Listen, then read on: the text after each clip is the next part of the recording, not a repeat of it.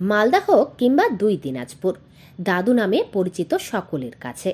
ভোর হতেই দাদুর খোঁজে হাজির হয়ে যান সকলে। কিন্তু কেন? শুনুন। মাত্র 2 টাকায় মিলছে দাঁত পরিষ্কার করার ব্রাশ।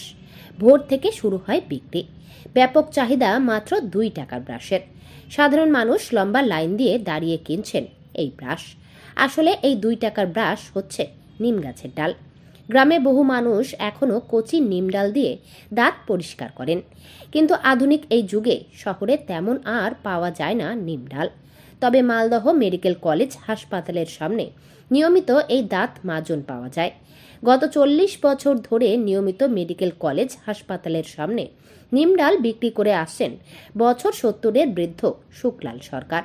মালদহ মেডিকেল কলেজ হাসপাতালে প্রচুর সাধারণ মানুষ রাত্রি যাপন করেন। সকালবেলা ঘুম থেকে উঠে পেস্ট বা মাজনের প্রয়োজন হয়। মালদা মেডিকেল কলেজ চত্বরে ভোর থেকেই শুকলাল বাবু বিক্রি শুরু করেন নিম ডাল। মাত্র 2 টাকা দাম নেওয়ায় অধিকাংশ মানুষ এই ডাল কিনেই দাঁত পরিষ্কার করেন। নিম ডালে দাঁত মাজার অনেক উপকারিতাও আছে, তাই সাধারণ মানুষ বিনা দ্বিধায় এই মাজন কিনে নেন। মালদায়ের বিশিষ্ট দন্ত চিকিৎসক A.K. সাহা বলেন, নিমের ডাল দিয়ে দাঁত পরিষ্কার করা ভালো। অনেক উপকারিতা রয়েছে, সেগুলোর মধ্যে অন্যতম হলো দাঁতের মাড়ি ঠিক থাকে। নিমের ডাল থেকে এক ধরনের রস বের হয়, সেই রস মাড়িকে সুস্থ স্বাভাবিক রাখে। এছাড়াও যদি কারো মুখে দুর্গন্ধ বের হয়, নিম ডালে দাঁত পরিষ্কার করলে দুর্গন্ধ অনেকটাই চলে যায়। তবে এই নিমের ডাল দিয়ে নিয়মিত দাঁত মাজলে অনেক ক্ষতিকর প্রভাবও পড়তে পারে মানব জীবনে। সেগুলির মধ্যে অন্যতম, যদি কেউ নিয়মিত নিমের ডাল দিয়ে দাঁত মাজেন তবে শুক্রাণুর সংখ্যা কমে যাওয়ার আশঙ্কা রয়েছে। গর্ভবতী মহিলাদের জন্য নিমের ডালের দাঁতন ক্ষতিকর।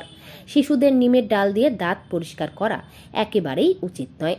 তবে চিকিৎসকদের মতে দাঁত ভালোভাবে পরিষ্কার করার জন্য ব্রাশ সবচেয়ে উপকারী, কারণ এই ব্রাশগুলি দাঁত পরিষ্কার করার জন্যই তৈরি করা হয়। মুখের বিভিন্ন প্রান্তে অনায়াসে প্রবেশ করানো যায়।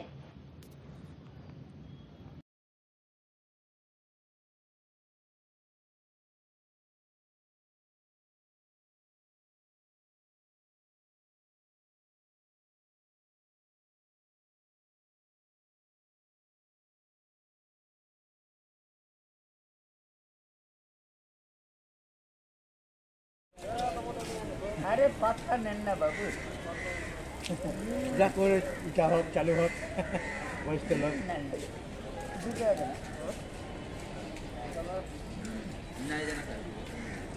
ঘড়িটা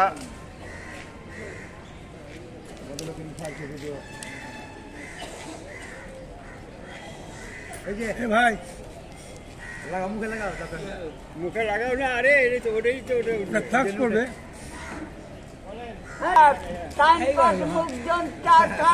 ডাক্তারের সাথে গল্প করেন, পাশে বন্ধু বান্ধবের সাথে গল্প করেন।